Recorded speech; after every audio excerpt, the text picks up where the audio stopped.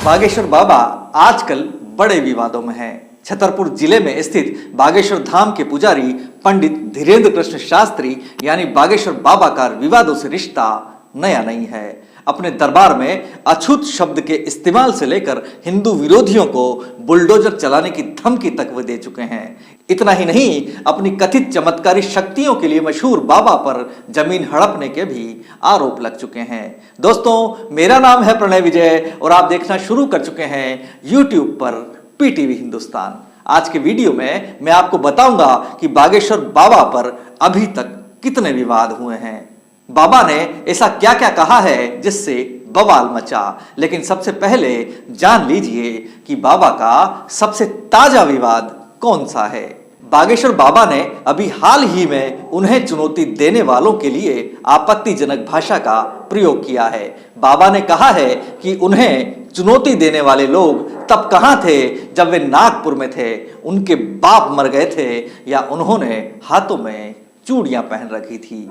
दरअसल नागपुर में अंधश्रद्धा निर्मूलन समिति ने पंडित शास्त्री को उनकी शक्तियां साबित करने की चुनौती दी थी।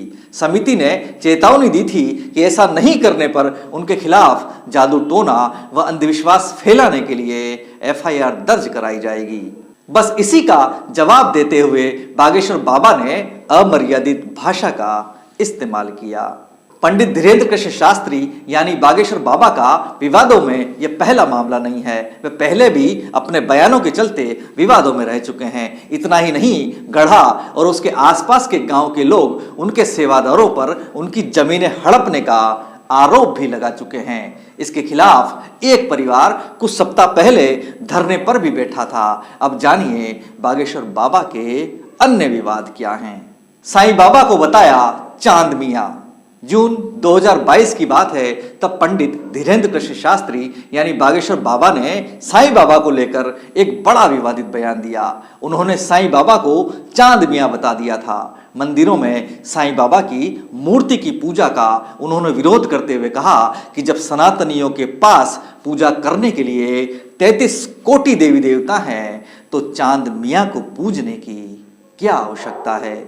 सभा में अछूत शब्द का प्रयोग 2022 के ही मई महीने में पंडित धीरेन्द्र कृष्ण शास्त्री का एक वीडियो वायरल हुआ था। इसमें उन्होंने एक शख्स के लिए अछूत शब्द का इस्तेमाल किया था। दरअसल एक दरबार के दौरान उन्होंने एक शख्स को अपने पास बुलाया और जैसे ही वह व्यक्ति उनके पास आया और उनके पैर छूने की कोशिश की तो बाबा ने यह कहकर उसे रोक दिया कि छूना नहीं, अछूत आदमी हो तुम। इसके बाद उन्हें गिरफ्तार करने की मांग जोर पकड़ने लगी। ट्विटर पर भी hashtag arrest Dhirendra Shastri trend करने लगा था। बुलडोजर चलाने की धमकी। अप्रैल 2022 में पंडित शास्त्री तब विवादों में आ गए थे जब उन्होंने हिंदुओं से बुलडोजर खरीदने की अपील की थी।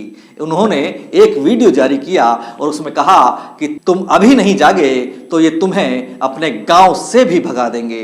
इसलिए निवेदन है कि सभी हिंदू एक हो जाओ और पत्थर फेंकने वालों के घर बुलडोजर चलवाओ। उन्होंने आगे कहा था कि कुछ दिन बाद हम भी बुलडोजर खरीदने वाले हैं जो राम के काज में सनातनियों, महात्माओं, संतों पर पत्थर चलाएगा, हम बुलडोजर उसके घर पर चलाएंगे। इसलिए हमारी प्रार्थना है कि सभी हिंदू जागो और जो तुम्हारे घर पर पत्थर फेंके उसके घर जेसीबी लेकर जाओ। पठान फिल्म नहीं देखने की सौगंध। शाहरुख खान की फिल्म पठान को लेकर विवाद के दौरान भी पंडित धीरेन्द्र कृष्ण शास्त्री सुर्खियों में आ गए थे। उन्होंने रायपुर में एक कार्यक्रम में लोगों से कहा था कि पूरे भारत के लोगों को सौगंध है, तुम्हें शपथ है जो ये फिल्म देखी। जो सनातन धर्म का विरोध करे, चाहे वो नेता हो या अभिनेता, उसका बायकॉट करो। उन्होंने शाहरुख खान के वैष्णो देवी मंदिर में जाने पर भी तंज कसा था। उन्होंने कहा था कि तुम लोगों के बायकॉट से अभिनेता भी कलावा पहनने लगे हैं, तिलक भी लगाने लगे हैं, वो वैष्णो माता के मंदिर भी जाने लगे हैं जिनके नाम के पीछे लिखा है KHAN यानी खान। जमीन हड़पने का आरोप। पंडित धीरेन्द्र कृष्ण शास्त्री पर उनके ही गांव के लोग जमीनें हड़पने का भी आरोप लगा चुके हैं। ग्रामीणों का आरोप है कि पंडित शास्त्री और उनके सेवादार उनकी जमीनों पर जबरन कब्जा कर रहे हैं। गांव में रहने वाला एक परिवार तो इसके खिलाफ छतरपुर कलेक्ट्रेट के सामने धरने पर बैठ गया था। ग्रामीणों का यह भी कहना है कि बार बार शिकायतों के बाद पंडित धीरेन्द्र कृष्ण शास्त्री यानी बागेश्वर बाबा के खिलाफ जिला प्रशासन कोई कार्रवाई नहीं करता।